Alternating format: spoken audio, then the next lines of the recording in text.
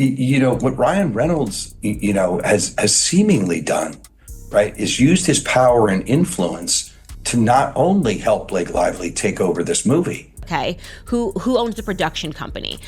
Who owns the next movie script? I am going to invest myself everywhere. I'm going to be doing your movie premiere. I'm going to be doing promos and making fun of you. Ryan? Yep.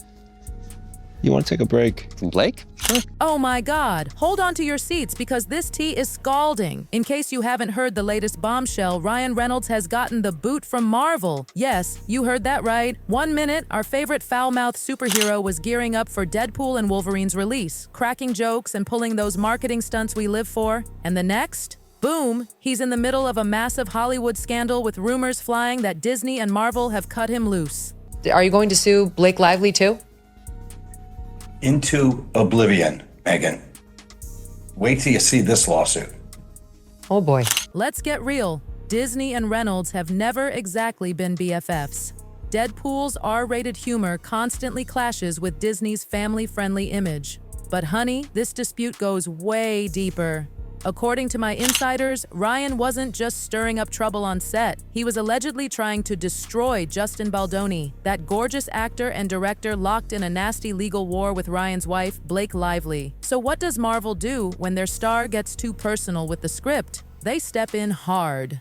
Word is, Ryan might never step back into the MCU again. My sources say Reynolds actually approached a WME executive and expressed his disgust for Baldoni, even suggesting the agency is working with a predator. The audacity. When these firing rumors exploded online, fans split into two camps. One side refused to believe it. Ryan is Deadpool. Would Marvel really throw away their golden goose? The other side isn't convinced. If Disney has shown us anything, it's that they'll cut ties with anyone when controversy strikes. Jonathan Majors, anyone? With Ryan tangled in this Baldoni Blake it ends with us mess, did he finally cross a line Marvel couldn't ignore? All agree that the moral crimes committed here by Ryan Reynolds against Justin Baldoni have amounted to high treason. But wait, it gets juicier. Standing in the middle of this storm is Hugh Jackman. Fans are desperate to know, is he backing Ryan? Is he distancing himself? What does he think about this scandal? And most importantly, is Ryan Reynolds truly out of the MCU for good? Buckle up, because this Hollywood scandal is just getting started.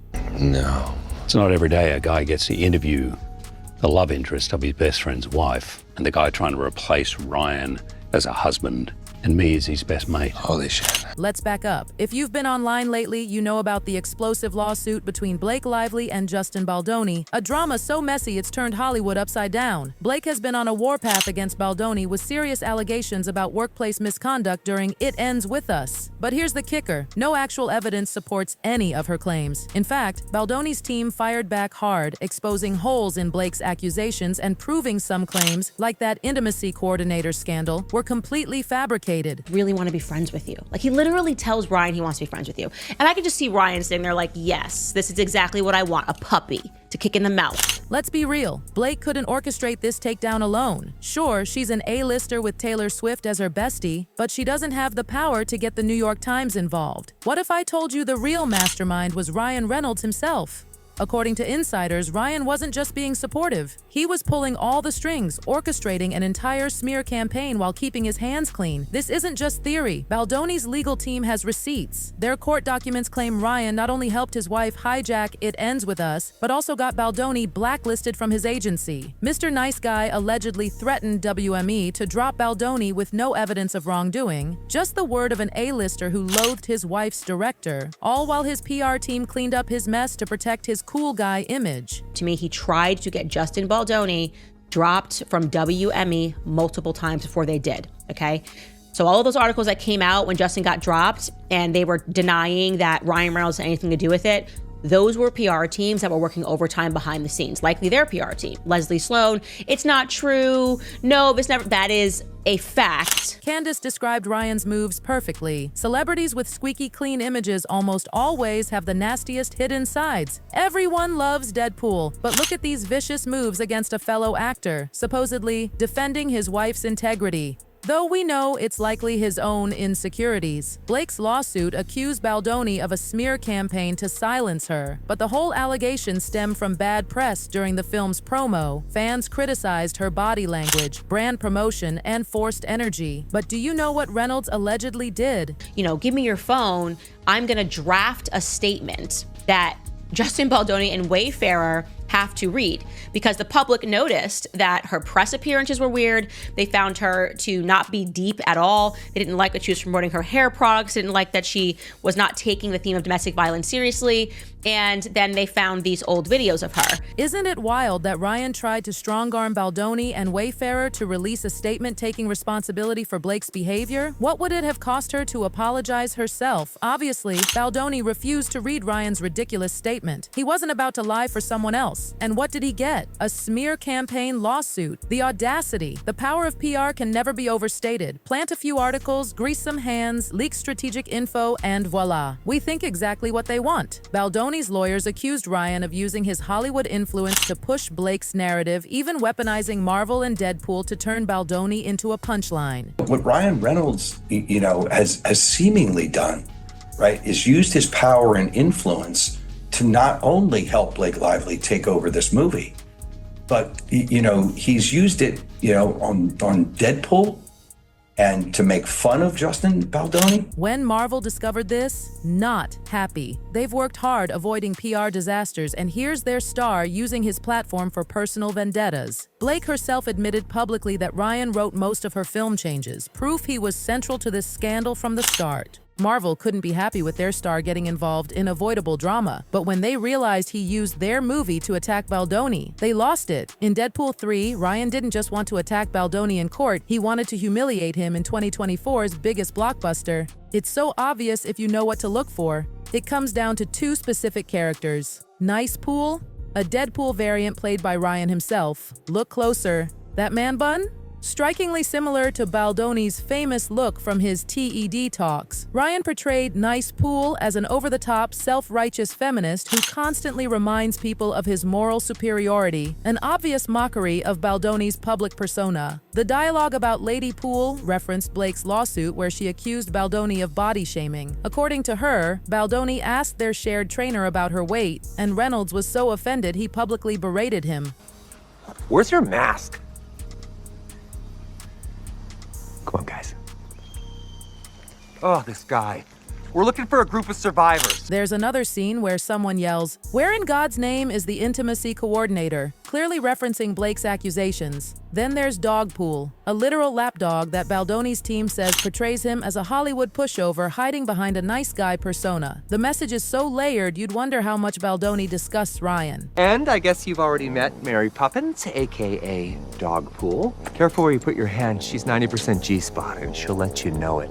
You let this little flirt out of your sight for 1 second and she starts shopping for a new papa. If you can't be a responsible pet owner, then maybe you don't deserve this little unicorn. Guilty on all charges, Your Honor. If you can't be a responsible pet owner, then maybe you don't deserve this little unicorn. Guilty on all charges, Your Honor. The first message, Baldoni is all bark, no bite. But saying shopping for a new papa feels like shade at Blake, which is weird considering Ryan's been fighting her battles. Many interpret those gold-plated guns as symbolizing it ends with us. You see Reynolds asking for it nicely before things get violent. Quite a gruesome metaphor.